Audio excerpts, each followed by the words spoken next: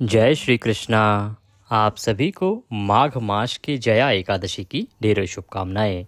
आज जो भी भक्तगण माघ मास की जया एकादशी का व्रत कर रहे हैं उन्हें आज के दिन एकादशी की यह कथा अवश्य ही सुननी चाहिए। ये जो कथा है ये पुराणों में वर्णित कथा है और एकमात्र वो कथा है जो इस एकादशी के लिए उत्तम मानी गई है। ये एकादशी महात्म्य के रूप से भी जाने जाती है और एकादशी की जो महात्म्य पुस्तक है उसमें भी इसी का वर्णन आता है। पुराणों के अनुसार भी यही वह कथा है जो आपको आज के दिन सुननी चाहिए। कथा हम आरंभ करेंगे। आशा करते हैं आपने पूजन कर लिया होगा। आज के दिन आपको भगवान को पूजन में तिल युक्त मिठाई का भोग लगाना था। आपने हमारा पूजा का वीडियो यदि नहीं देखा है तो उसे देख लीजिएगा और उसके अनुसार आपको पूजा करनी चाहिए। साथ ही आज के दिन भगवान श्रीहरि को पंचामृत अभिषेक कराना भी बहुत उत्तम माना जाता है। और इस एकादशी महात्म्य के साथ आपको विष्णु सहस्त्र नाम का पाठ भी सुनना चाहिए, क्योंकि ये जो एकादशी है ना, इसी दिन विष्णु सहस्त्र नाम का प्रादुर्भाव हुआ था, जन्म हुआ था। इसीलिए आज के दिन विष्णु सहस्त्र नाम का इस एकादशी पर पाठ सुनना या करना बहुत अधिक लाभदायक माना गया है। हमने विष्णु सहस्त्र नाम का पाठ आपके लिए अपलोड किया है, उसे अवश्य ही कथा के बाद श्रवण कीजिएगा। लिंक ना मिले तो आप कमेंट बॉक्स में लिख के पूछ लीजिएगा, हम आपको प्रदान कर देंगे। वैसे हमने जो जानकारी है वो डिस्क्रिप्शन बॉक्स में भी दी हुई है। तो कथा आरंभ करेंगे, उसके बाद आपको पारण का समय बताएंगे, पारण की सूक्ष्म विधि बताएंगे, उसको अवश्य ही सुन लीजिएगा। कथा सुनने के लिए एकाग्रचित होकर बैठ जाएं, भगवान के चरणों में मन को लगाते हुए कथा श्रवण करें। आप देख रहे हैं देवभूमि ज्योतिष संस्थान का प्रतिष्ठित यूट्यूब चैनल देवभूमि धार्मिक। अपने व्रत की सफलता के लिए और भगवान श्री हरि का आशीर्वाद प्राप्त करने के लिए कमेंट बॉक्स में अवश्य लिखें जय श्री हरि या ओम नमः भगवते वासुदेवाय। भगवान का यह मंत्र जब भी लिखा जाएगा तो उससे आपको उत्तम परिणाम प्राप्त होंगे। आइए अब हम कथा आरंभ करते हैं। अथ माघ शुक्ला एकादशी व्रत कथायां प्रारंभ।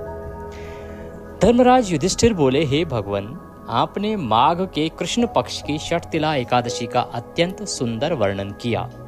आप स्वेदज, अंडज, उद्भिज और जरायुज चारों प्रकार के जीवों के उत्पन्न, पालन तथा नाश करने वाले हैं। आप कृपा करके माघ शुक्ला एकादशी का वर्णन कीजिए। इसका क्या नाम है, इसके व्रत की क्या विधि है और इसमें कौन से देवता का पूजन किया जाता है। श्री कृष्ण कहने लगे, हे राजन, इस एकादशी का नाम है जया एकादशी।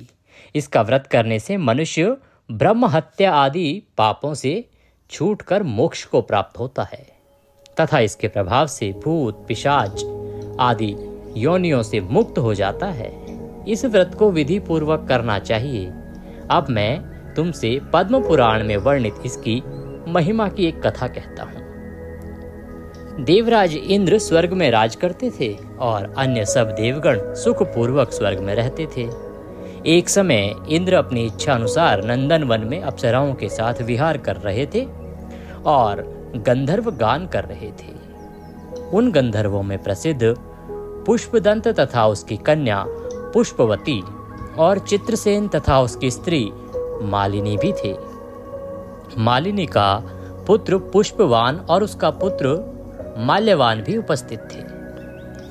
पुष्पवती गंधर्व कन्या माल्यवान को देखकर उस पर मोहित हो गई और माल्यवान पर कामबाण चलाने लगी। उसने अपने रूप, लावण्य और हाव भाव से माल्यवान को वश में कर लिया। हे राजन, पुष्पवती भी अत्यंत सुंदर थी। अब वे इंद्र को प्रसन्न करने के लिए गान करने लगे, परंतु परस्पर मोहित हो जाने के कारण उनका चित्त भ्रमित हो गया था। इनके ठीक प्रकार ना गाने तथा ताल स्वर ठीक ना होने से इंद्र इनके प्रेम को समझ गए और उन्होंने इसमें अपना अपमान समझकर उनको श्राप दे दिया। इंद्र ने कहा कि मूर्खों, तुमने मेरी आज्ञा का उल्लंघन किया है, इसलिए तुम्हें धिक्कार है। अब तुम दोनों स्त्री पुरुष के रूप में मृत्युलोक में जाकर पिशाच रूप धारण करो और अपने किए गए का फल भोगो। इंद्र का ऐसा शाप सुनकर वे अत्यंत दुखी हुए और हिमालय पर्वत पर दुखपूर्वक अपना जीवन व्यतीत करने लगे। उन्हें गंध, रस तथा स्पर्श आदि का कुछ भी ज्ञान नहीं था। वहां उनको महान दुख मिल रहे थे। उन्हें एक क्षण के लिए भी निद्रा नहीं आती थी। उस जगह अत्यंत शीत था और उससे उनके रोमांच खड़े हो जाते थे और दांत मारे शीत के बजते रहते थे। एक दिन पिशाच ने अपनी स्त्री से कहा कि पिछले जन्म में हमने ऐसे कौन से पाप किए थे जिससे हमको यह दुखदायी पिशाच योनि प्राप्त हुई। इस पिशाच योनि से तो नरक के दुख सहना ही उत्तम है। अतः हमें अब किसी प्रकार का पाप नहीं करना चाहिए। इस प्रकार विचार करते हुए वह अपने दिन व्यतीत कर रहे थे। देव योग से तभी माघ मास में शुक्ल पक्ष की जया एकादशी नामक एकादशी आई। उस दिन उन्होंने कुछ भी भोजन नहीं किया और ना ही कोई पाप कर्म किया। केवल फल फूल खाकर ही दिन व्यतीत किया और शाम के समय महान दुख से पीपल के वृक्ष के नीचे बैठ गए। उस समय सूर्य भगवान अस्त हो रहे थे। उस रात को अत्यंत ठंड थी। इस कारण वे दोनों शीत के मारे अति दुखित होकर मृतक समान आपस में चिपटे हुए पड़े रहे। उस रात्रि उनको निद्रा भी नहीं आई। हे राजन, जया एकादशी के उपवास और रात्रि जागरण से दूसरे दिन प्रभात होते ही उनकी पिशाच योनि छूट गई। अत्यंत सुंदर गंधर्व और अप्सरा का रूप धारण कर सुंदर वस्त्र आभूषणों से अलंकृत हो उन्होंने स्वर्ग लोक को प्रस्थान किया। उस समय आकाश में देवता तथा गंधर्व उनकी स्तुति करते हुए पुष्प वर्षा करने लगे। स्वर्गलोक में जाकर दोनों ने देवराज को प्रणाम किया। इंद्र इनको पहले रूप में देखकर अत्यंत आश्चर्यचकित हुए और पूछने लगे कि तुमने अपनी पिशाच योनि से किस प्रकार छुटकारा पाया, सब बतलाओ। माल्यवान बोला, हे देवेंद्र, भगवान विष्णु की कृपा और जया एकादशी के व्रत के प्रभाव से ही हमारी पिशाच देह छूटी है।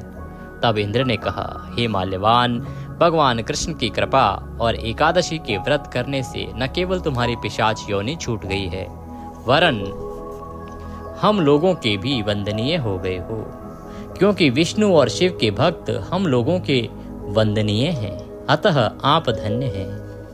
अब आप पुष्पवती के साथ जाकर विहार करो। श्री कृष्ण कहने लगे कि हे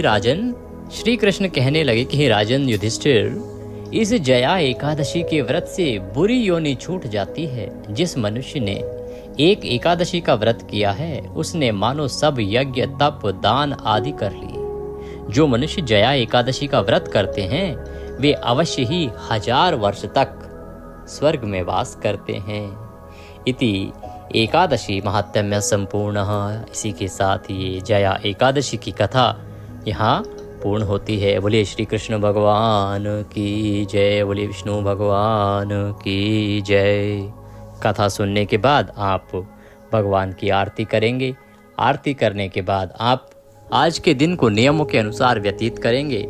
नियमों का ध्यान रखिएगा। नियमों के लिए हमने पहले भी वीडियो बनाया है और उसमें नियमों की विस्तृत जानकारी आपको दी है, तो उन नियमों का आपको अवश्य ही पालन करना चाहिए।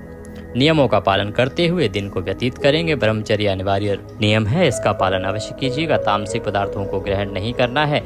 अन्न इस दिन ग्रहण नहीं किया जाता है। फलाहारी व्रत आपको करना है, फलाहार केवल ग्रहण करना है। सायंकाल को कीर्तन कीजिएगा। रात्रि को जागरण की महिमा अभी आपने कथा में भी सुनी है, अद्भुत महिमा है साहब। तो संभव हो तो रात्रि को जागरण कीजिएगा। अगले दिन आपको व्रत का पालन करना है।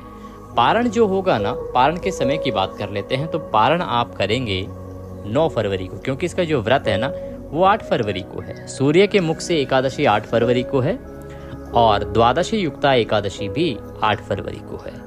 7 फरवरी को यदि कोई दशमी भेदा करता है तो वो केवल कर सकते हैं। दशमी भेदा एकादशी का जो व्रत करते हैं वो 7 को कर सकते हैं। उत्तम व्रत जिसे कहते हैं द्वादशी युक्ता व्रत होता है, सूर्य के मुख से एकादशी होती है, तो वह 8 फरवरी को किया जाएगा। पारण जो है वो आप 9 फरवरी को करेंगे। और पारण के लिए जो शुभ समय रहेगा ना, शुभ समय रहेगा 7:10 से और 9:20 तक। इस समय में आप पारण कीजिए। पारण के लिए मंत्र रहेगा ओम नमः भगवते वासुदेवाय और तुलसी का पत्ता रख के व्रत का पारण कीजिएगा। विधि थोड़ी अन्य एकादशियों से अलग है, तो क्या ग्रहण करना है, कैसे आपको पारण करना है, और इस दिन भद्रा भी बताई जा रही है, तो भद्रा का भी ध्यान रखिएगा। साथ ही ये भी देख लीजिएगा कि पारण में क्या प्रभाव आ रहा है भद्रा का। इसके लिए हम विशेष वीडियो प्रत्येक एकादशी पर बनाते हैं, जिसमें बताते हैं कि इस एकादशी का पारण किन नियमों के आधार पर आपको करना है। वह वीडियो देखना ना भूलिएगा, जिससे कि आप पारण सही प्रकार से कर पाएं। भगवान श्री हरि की कृपा आपको प्राप्त हो, ऐसी हमारी कामना है। भगवान की प्रसन्नार्थ कृपया कमेंट बॉक्स में अवश्य लिखें जय श्री हरि। वीडियो थोड़ा सा भी उपयोगी लगा हो तो कृपया उसे एक बार लाइक अवश्य कर दीजिएगा, क्योंकि आपका एक लाइक हमारे लिए बहुत महत्वपूर्ण है। भगवान की यह कथा है, इसको जितना अधिक आप प्रचारित करेंगे, प्रसारित करेंगे, अधिक फॉरवर्ड करेंगे, उतना आपके लिए लाभदायी होगा। भगवान सब पर कृपा करें। जय श्री कृष्ण।